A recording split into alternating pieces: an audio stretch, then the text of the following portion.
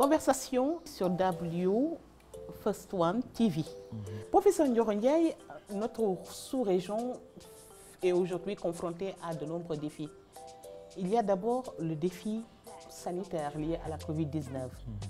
Les conséquences sanitaires, économiques et sociales de la maladie impactent davantage sur les femmes que sur les hommes de manière générale. Des études l'ont prouvé. Et puis, il y a eu les expériences récentes d'autres épidémies, notamment l'épidémie d'Ebola, Zika, qui ont révélé, ces expériences-là ont révélé que ces crises détournaient les ressources des services dont les femmes ont besoin, alors même que la charge des responsabilités familiales qui leur incombent augmente et que le revenu diminue. Tout à fait. Par exemple, lorsque les services de santé sont surchargés, il y a les femmes qui ont plus difficilement accès aux soins de santé, aux soins pré- et postnatals, ainsi qu'aux contraceptifs. Il s'y ajoute qu'un peu partout, il y a également une exacerbation des violences contre les femmes. Et c'est-à-dire que le bilan est largement défavorable à la femme avant l'heure du bilan sur les impacts de la crise de la Covid-19 sur les femmes. Pour répondre à cette question, il faut se baser sur des évidences. Et cette crise, elle a mis à nu énormément d'évidences que l'on regardait de travers, où on détournait la tête, etc., etc., par pudeur. Et la première évidence, c'est la faiblesse de nos systèmes de santé. On ne peut pas avoir un système de santé top niveau, prêt à intervenir quand il y a une pandémie. Parce qu'une pandémie, c'est une pandémie. Et elle ne se fait pas tous les jours. Elle ne se crée pas tous les jours, elle ne se vit pas tous les jours. Une pandémie, c'est l'exception. Mais quand on arrive à ce niveau-là et que vous voyez que vos états de service, ou l'état de vos services de santé sont à un tel niveau de dépréciation, un tel niveau de non-performance, sinon de contre-performance par rapport à juste la maladie. Il faut vous poser des questions. Il faut vous poser des questions en finance et économie. Où vont les investissements que l'on met chaque année dans le système de santé? Comment la répartition de ces budgets elle est faite? Quels sont les impacts de ces investissements? Comment faire le suivi-évaluation des impacts de ces investissements? Et puis surtout, la reddition de comptes. La reddition de comptes. Que quand je regarde le directeur de l'ONAS, Saro, s'évertuer à donner des chiffres. Tout à fait. En disant, venez, tout est transparent, tout est là. Par rapport aux inondations. Par rapport aux inondations, oui. C'est un effort extraordinaire. Absolument. Je souhaite qu'il le fasse maintenant, tous les trimestres. Que tous les trimestres, qu'ils disent à la population sénégalaise, voici le budget que j'ai utilisé pour ce trimestre-là. Voici ce que j'en ai fait. Voici le produit que ça a donné. Voici l'impact. Ça c'est pour tous les secteurs. Ce serait l'idéal. Mais pour revenir à la pandémie et au système de santé, donc l'évidence, c'est là où les investissements sont mis et ce que ça a produit. Et manifestement, ça n'a pas produit l'effet qui était attendu. Donc, il faut évaluer et revenir à cela, et améliorer, et trouver les solutions d'amélioration. Parce que les gros investissements les plus récents, c'est vraiment le BRT, c'est le TER, qui ont englouti énormément de milliards.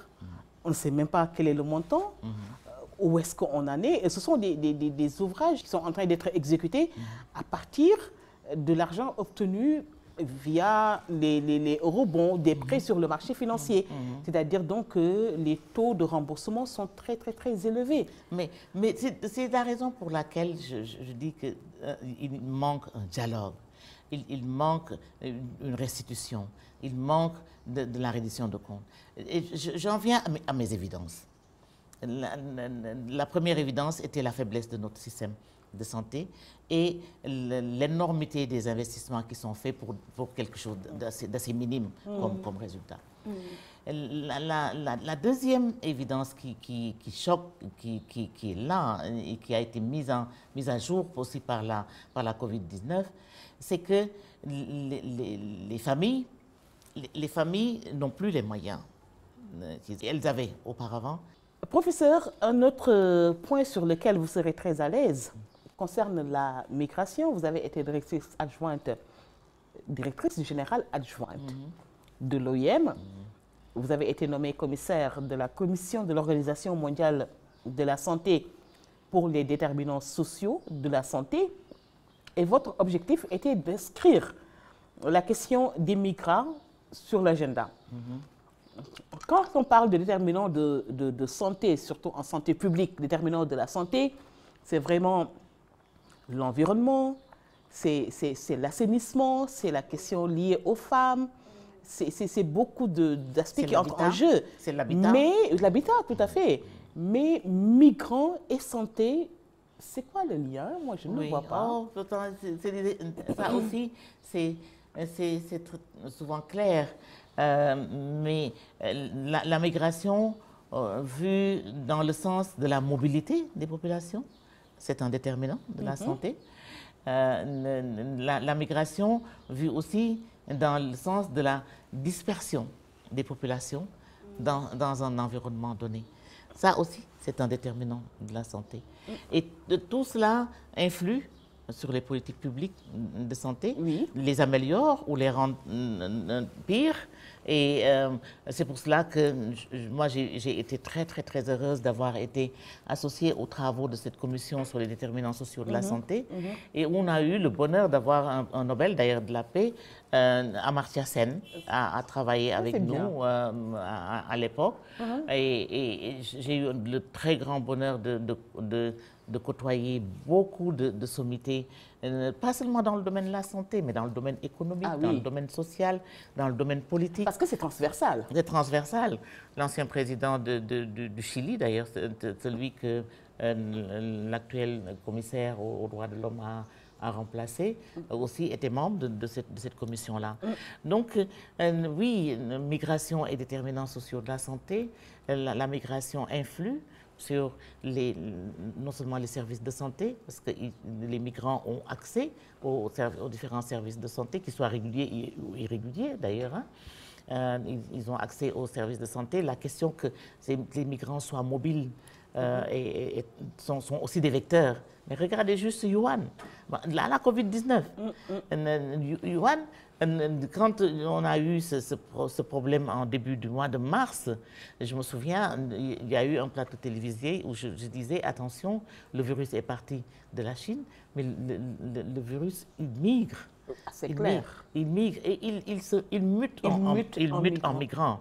Et c'est pour ça qu'on a eu une chance, si on peut l'appeler chance, en Afrique, le temps qu'il vienne en Afrique, il avait d'autres déterminants qui le caractérisaient, mais même s'il y a eu des morts, il y a eu très peu de morts, et je ne cesse de répéter, la Covid tue moins que les problèmes cardiaques. Vous avez soulevé tout à l'heure les problèmes de santé de la reproduction, de santé maternelle et infantile, des problèmes de cancer, les accidents de la route.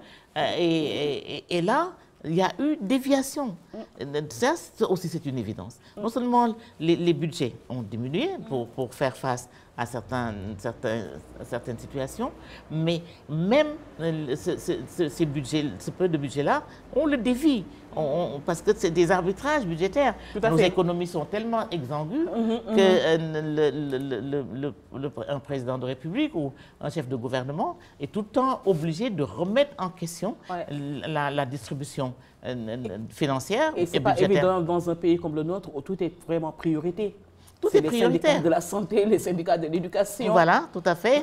Les salaires, l'assainissement, les salaires. Oui, les gens parlent salaire aussi, l'enseignement aussi, c'est une priorité.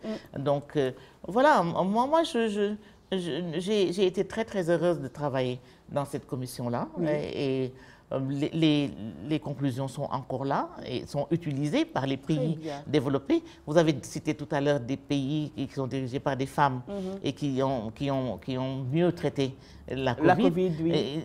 Il se trouve que parmi ces pays, il y a des pays qui sont dirigés par des femmes, mais dans ces pays, il y en a qui ont été étudiés dans cette commission pour les déterminants sociaux de la santé, et je ne serais pas surprise du tout de voir qu'ils appliquent un certain nombre de conclusions de la commission. Et professeur, vous avez aussi créé l'Alliance pour la migration, le leadership et le développement. Qu'est-ce que vous ressentez quand vous voyez qu'il y a de plus en plus de jeunes femmes qui prennent les pirogues, qu'il y a de plus en plus de femmes impliquées dans les réseaux clandestins pour voyageurs illégaux, quand vous voyez que ce sont les mères de famille qui donnent leurs économies à leurs fils pour qu'ils prennent les pirogues pour faire le voyage périlleux, toujours la femme est derrière cette question d'immigration clandestine. Mais à ce moment-là, je me dis deux choses, au moins deux choses. Je me dis que notre politique d'éducation gagnerait à être meilleure pour éduquer nos filles, éduquer nos jeunes filles, nos jeunes garçons, éduquer nos mères également, éduquer nos communautés sur ce qui est normal, ce qui doit se faire, parce que vous et moi, il ne nous passera pas par la tête de vous lever un beau jour et de devoir partir sans vérifier si vous avez un passeport, si votre passeport est à jour, si vous avez... Où est-ce que vous allez? Donc, quel est le projet, votre projet de voyage? Pourquoi faire? Pendant combien de temps vous comptez y être? Ça ne peut pas vous traverser l'esprit. J'en suis convaincue. Ça ne peut pas nous traverser l'esprit. Les villes de l'intérieur, oui. Par contre, madame? Par contre, ce qu'on voit, c'est des gens qui se lèvent, qui disent que ici je suis malheureuse. Oui. Je ne peux rien faire. Parce que j'aurais tout, entre guillemets, tout essayé. Et comme rien ne me sourit, eh bien, je vais aller chez le voisin. Je vais chez lui, je ne tape pas à sa porte. Je viens, j'ouvre ça et je rentre. Et je fais ce que je veux. C'est inadmissible. Ce n'est pas normal. Ce n'est pas normal. Et ça, on devrait y penser. Vous voyez? Alors, quand les mamans aussi vendent leurs bijoux, vendent leur terrain, parce que la fille ou le fils de ma coépouse est parti clandestinement et a eu la chance de ne pas rester au fond de l'océan, eh bien, et lui envoie de l'argent, et elle ne sait pas comment cet enfant-là fait pour envoyer. Est-ce que c'est de l'argent licite? Est-ce que dans quelles conditions ce garçon-là travaille ou cette fille-là travaille et vit dans un pays à l'étranger? Est-ce que cet enfant est à jour? Tout ça, encore une fois, c'est un manque d'éducation. Tout à fait. Voilà. Maintenant, si vous voulez me dire que on a des solutions. Oui, il y a des solutions. Et les pays ont essayé, et ils essayent encore. Seulement, ils n'en font pas assez. Tant qu'au niveau national, il n'y a pas une politique cohérente, coordonnée, où on a une vision claire de comment on veut gérer la migration, quelles sont les valeurs ajoutées que notre pays peut sortir de la migration, comment nos gouvernants peuvent dialoguer avec les gouvernants des pays d'accueil en respectant les droits de nos migrants, comment les entreprises qui ont besoin de la force de travail de nos enfants viennent ici à nos portes, en dehors du gouvernement, négocier des contrats de travail avec nos jeunes, les embarquent, les amènent soit dans les pays du Golfe, soit en Arabie Saoudite, au Liban, ou en Europe, au Koweït. Et chaque fois, on appelle le gouvernement quand il y a un pépin, quand il y a un ennui, quand il y a mort d'homme, quand on a battu nos filles, que l'on viole tous les jours, on en fait des objets de chair, et pourtant tout le monde est au courant. Quand en Libye, on fusille un garçon qui n'a eu que le tort de dire à l'acheteur de carburant, voici comment les choses doivent se passer. Parce qu'il était noir, on lui tire une balle dessus. Et le gouvernement certainement fait quelque chose, mais on n'en sait rien. Ce serait bien que le gouvernement communique là-dessus. Qu'on vende également les Africains. Je ne parle pas des Sénégalais, mais des Africains en général. Hein, on les vend également, au vu et au su de tout le monde. Et les ambassades sont pourtant là-bas. Bien sûr. Ça c'est un réel problème parce qu'on en parle souvent dans les médias des zones où il y a des migrants au Maghreb qui sont traités un peu n'importe comment, mais cela n'a vraiment réellement suscité une forte réaction, en tout cas, de nos dirigeants qui ont apparemment un autre agenda ou bien d'autres perspectives.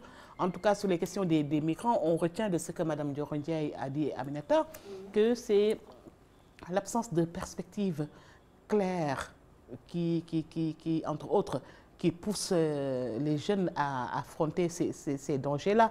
Et les pays, les régions de l'intérieur, comme Kolda, ont payé un lourd tribut dans cette question de l'immigration clandestine. Qu'est-ce que vous êtes en train de faire exactement sur le terrain pour dissuader ces voyages? Alors, avec la MLD, nous partageons beaucoup d'images qui ne choquent pas les Sénégalais apparemment. Tout le temps, on a beaucoup d'images de ce que vous dites, de ce qui passe dans le Maghreb. Et tout le monde se rappelle de ce que Kadhafi disait. Aujourd'hui, il a parfaitement raison que voilà, la Libye, c'est... Voilà, c'est le mur, voilà, c'est la voie de passage pour tous les migrants qui entrent vers l'Europe. Et c'est extrêmement choquant. Nous avons fait beaucoup de formations sur la migration, sur les jeunes, l'employabilité des jeunes. Qu'est-ce qui leur manque ici? Pourquoi ils veulent y aller? Même s'il y a eu plan REVA, il y a eu les DAC. Mais attendez, c'est pas tout le monde qui va aller faire... Il y a Frontex avec la coopération mais c'est pas tout le monde qui va aller exploiter la terre. Alors moi, je crois qu'il faut investir dans l'éducation, la réinsertion sociale, la formation des jeunes là, sur le plan artisanal et tout. C'est ce qu'il faut exploiter. Parce que dans chaque région, il y a des potentialités. Mais quand si vous dites à un jeune de Kolda, une mauvaise répartition des ressources, des ressources. Si vous dites à un jeune de Kolda qui rêve d'aller à Dakar, qui n'en a pas la possibilité, et aujourd'hui qui pense qu'il peut prendre une pirogue et aller jusqu'en Europe, et vous voulez lui amener la terre pour cultiver, vous pensez qu'il va le faire? Parce qu'il est né dans ça. Il est né avec un père cultivateur. Il n'en veut pas. Il a des rêves. Et ces rêves-là, il faut apporter autre chose comme solution que de dire, oui, il y a des DAC et tout, qu'on met à Louga parce qu'il y a beaucoup plus d'immigration. Mais aujourd'hui, l'immigration, ce n'est pas seulement des régions dédiées. On s'est rendu compte que maintenant, même vers le sud du Sénégal, où il y en a beaucoup plus maintenant. Maintenant, il faut réorienter les ressources. Il faut que les jeunes soient beaucoup plus formés. Il faut beaucoup plus de formation diplômante et formation professionnelle adaptée aux besoins des jeunes dans ces régions-là et exploiter toutes les potentialités qui existent dans les régions. Il n'y a pas d'infrastructure dans les régions. Ça s'arrête là, à Dakar ou à Thiès ou Saint-Louis. Les autres dans les régions, il n'y a rien à faire. Mais ils ont créé ce qu'ils appellent les bureaux, les BAOS, bureaux d'orientation, etc., dans les régions. Mais en réalité, tout dépend de l'aide internationale. C'est des bureaux qui ne fonctionnent pas. Le bureau ne fonctionne plus parce que l'État ne met pas assez de moyens pour ces trucs. On veut tout le temps capter des ressources d'autres alors qu'on ne compte pas sur nos budgets. Donc ça ne marche pas. Donc ce n'est pas une grande préoccupation des dirigeants? Non. Il faut beaucoup investir sur l'éducation. C'est le seul moyen d'arriver à gérer beaucoup de choses sur le plan de la santé sociale. Nous devons investir, nous tous, nous mettre sur l'éducation. Parce que comme elle le disait, il y a des choses que tu ne ferais pas, que je ne ferais pas. Je n'accepterai pas que ma fille aille comme ça, à l'aventure comme ça. Alors que moi, j'ai la possibilité de pouvoir lui donner voilà, ce qui est le minimum. Merci, moi, j'aimerais bien, ma grande, juste revenir sur la question de la sécurité et de la migration. Oui.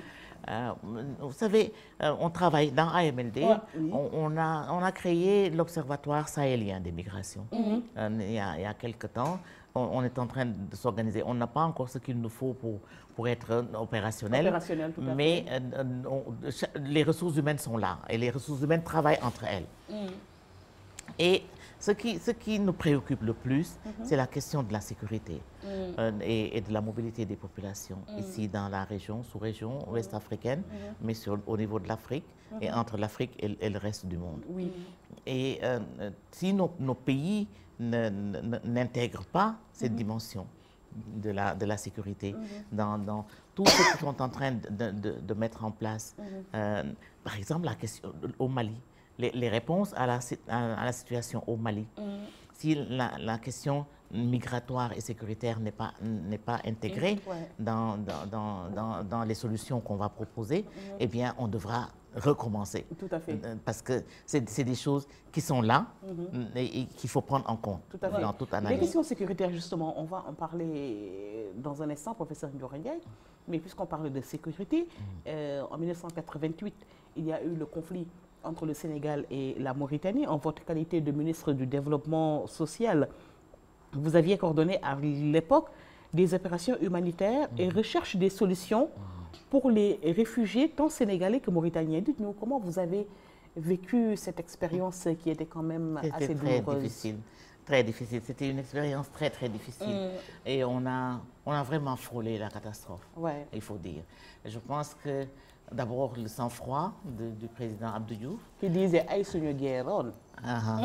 Qui disait « Aïe suñu guerron ». Parce qu'il y avait des vents en guerre qui disaient il faut attaquer la Mauritanie, on a les moyens, il faut, etc. Tout à fait. Mais lui, qui était dans le secret des dieux, mais parce qu'il savait des choses disait, que nous ne savions pas. Bien sûr. N'est-ce pas? Et il a été très, très prudent par rapport à son homologue mauritanien qui était, lui... Ould-Taya à l'époque. Ould-Taya à l'époque. Et qui n'avait pas peur de déranger beaucoup de monde. Et donc, on a eu énormément de difficultés à gérer cette situation-là. Mais je pense que le sang-froid, encore une fois, de certaines personnalités, en particulier du chef de l'État sénégalais, mais également de certains religieux. Et je reviens encore là-dessus, sans pour autant dire que le religieux prime sur l'État. Mais je veux dire, entre le Sénégal et la Mauritanie, c'est la fibre religieuse qui était davantage regardée, auscultée. Et cette fibre, elle a vibré. Parce que Mame Abdou Aziz Sy Dabakh, il était là. Il était là et il a été très, très positif, très, très proactif. Et ensuite, bien entendu, les autres confréries ont pu jouer leur rôle, chacun selon leurs propres intérêts. Mais ce dont je peux moi témoigner, c'est ce que Mame Abdou Aziz Sy Dabakh a fait entre la Mauritanie et le Sénégal pour calmer le jeu. Et surtout pour moi-même, moi qui étais au gouvernement et qui avait annoncé l'aide qu'on allait donner aux gens qui rentraient de Mauritanie et que je recevais au bataillon du train ici, à l'époque. À Ouakam, à Bat-Train. Et le premier soir, avant de rentrer chez moi, je me suis dit, mais je vais les laisser là. Ils n'ont rien. Et j'ai dit à la télévision que on allait leur donner le lendemain à chaque Sénégalais qui revenait ici, le temps qu'il rentre chez lui, on lui donne du riz, on lui donne de l'huile, c'était du sucre, je crois, du lait et une pécule. Je ne me souviens plus de la somme, mais ça doit être dans nos documents de travail. Mais je sais que c'était une somme minime, juste pour leur permettre de retrouver un peu de dignité dans leur famille, dans les familles où ils allaient rentrer. Et c'était des familles d'accueil ou bien c'est leur famille? C'est leur propre famille, parce que tous les Sénégalais qu'on a rejetés de la Mauritanie, ils partaient du Sénégal, ils étaient partis du Sénégal. Donc ils avaient leur famille le long du fleuve, ils étaient dans le fleuve. On revient sur les questions sécuritaires, professeur Ndioro Ndiaye, et en lien avec les femmes, qui sont les principales victimes directes et indirectes des crises sécuritaires. Elles comptent généralement parmi les victimes des violations des droits humains pendant les périodes de crise sécuritaire. Il y a la résolution 1325 des Nations Unies qui accorde quand même une place de choix aux femmes dans tous les processus de sortie de conflits armés. Et cette résolution a été renforcée par les résolutions 2242 et 2250 du Conseil de sécurité des Nations Unies sur les femmes, les jeunes, la paix et la sécurité. Comment jugez-vous la mise en œuvre de ces résolutions? Très, très mitigé, je trouve. Je trouve qu'on aurait pu faire mieux. D'abord, l'obligation pour chaque pays d'avoir un plan d'action national sur la 1325. Oui. Et c'est une obligation, c'est une résolution. Pourquoi obligation pour chaque pays? Parce que les conflits, c'est par rapport aux différences qui existent entre les conflits. C'est par rapport à la mise en œuvre du contenu de la résolution. La résolution, elle fait 18 objectifs et 32 indicateurs. Elle a été suivie par d'autres résolutions, donc la 2240, la 2245, et qui complètent un certain nombre de dispositions de la 1325. Eh bien, tant que les gouvernements n'auront pas formulé un cadre d'implémentation de ces résolutions, hein, un cadre de suivi-évaluation de ces résolutions, on n'y arrivera pas. Alors, la mise en œuvre de ces résolutions demande la formulation d'un plan national d'action, avec un plan d'action, avec des bailleurs de fonds qui l'accompagnent, avec des programmes sectoriels. C'est ce qu'on demande. C'est pour ça que je pense que la mise en œuvre de cette résolution et des suivantes est mitigée, parce qu'on ne lui donne pas tout le poids, toute l'importance qu'elle doit avoir. Et je vous assure que si vous traversez les objectifs de la 1325 et les indicateurs, vous traversez tout le développement sécuritaire, le développement et la politique et la sécurité dans nos différents pays. Parce que c'est dans ces différents objectifs-là que vous trouvez tout ce qui est secours et réhabilitation. Oui. Vous trouvez aussi une partie qui est mise en œuvre de politique publique, en particulier de politique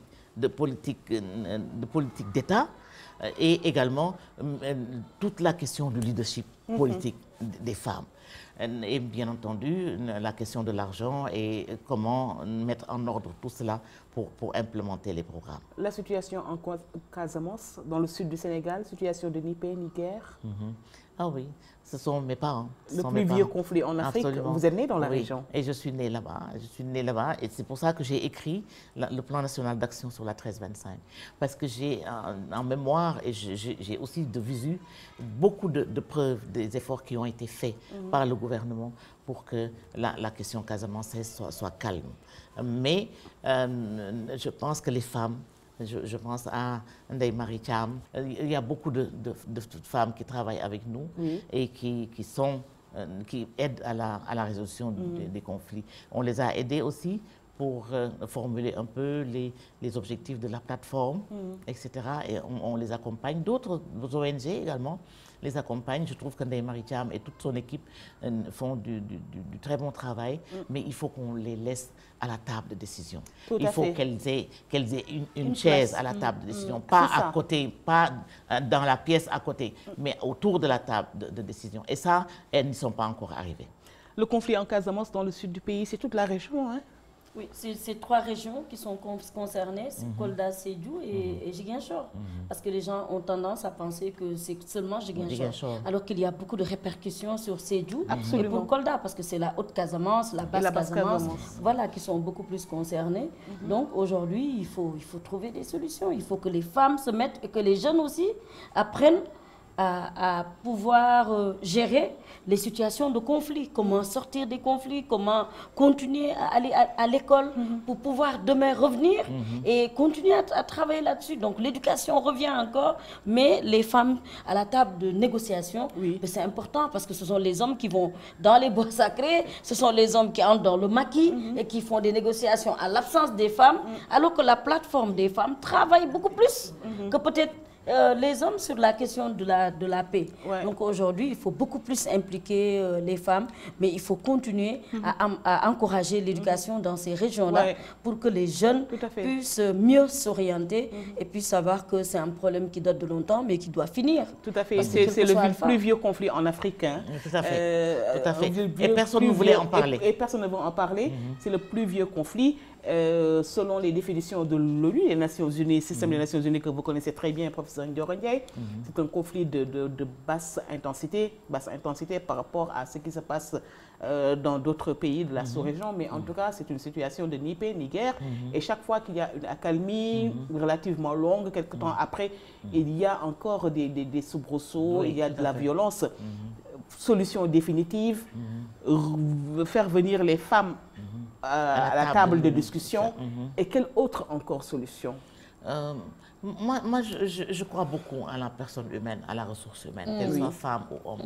Et là, tant que les deux ne sont pas ensemble, je doute de l'efficacité de la solution. Mais les investissements également pour le développement de la région. Oui, les questions de développement et de sécurité sont liées. Chez les jeunes. Il n'y a pas d'infrastructure. Mais il y en a, on en a créé, seulement il n'y a pas eu de suivi, évaluation, ma grande. Il y a eu des investissements. Moi, je me souviens, déjà avec les maigres moyens que nous avions, on avait insisté sur les investissements, sur les projets de développement à la base. Dans la région casamançaise. Mais les bananes, c'est en Casamance que vous les trouvez. Les oranges du pays, c'est en Casamance que vous les mangues, les pommes etc. de cajou. Mais voilà, les noix de cajou. Et alors, tout cela, tout le temps, le processus se casse. Ouais. Et on recommence. Hein? Voilà. Et votre dernier mot pour W First One TV, Women First. Oui, Women First. La femme d'abord. Oui, tout à fait. Mais la femme toujours, et la femme avec. Je voudrais les remercier et les féliciter. C'est des jeunes qui y croient. Moi, j'ai surtout admiré leur foi au travail qu'elles font. Parce qu'elles font un travail difficile. Hein. Un travail difficile. Je ne vous dis pas. Je pense que venir chez les gens, ils ne m'ont jamais vu auparavant. Il n'y avait que Khadija qui m'avait vu auparavant, avant ce tournage-là. Et pendant presque 48 heures, ils passent la journée avec nous. Ils se sont adaptés à mon style de vie. Et ce n'est pas toujours facile. Aminata en sait quelque chose, n'est-ce pas? Et je voudrais dire à Khadija qui dirige l'équipe et à toi-même, ma fille, que je suis très très fière de vous voir vous exprimer dans le langage que vous l'avez fait avec, et je ne parle pas seulement de la forme, je parle du fond, parce que l'interview aurait été autrement si je n'avais pas entendu dans vos termes des éléments qui m'ont convaincu que vous êtes la bonne personne, que vous avez lu les documents qu'il fallait et que vous savez ce que c'est qu'AMLD. Merci beaucoup. Voilà, ça c'est très très important. Et merci également au docteur Fatimata Ly, qui est la promotrice de WF1 TV, qui promeut vraiment les droits des femmes, qui donne un exemple des femmes comme Madame Ndioro Ndiaye, qui donne un exemple également des femmes, bien que jeunes, Aminata, qui servent également d'exemple pour les toutes jeunes générations. Je crois que c'est une initiative vraiment à encourager. Oui. Et je voudrais lui dire d'aller au-delà, Fatoumata.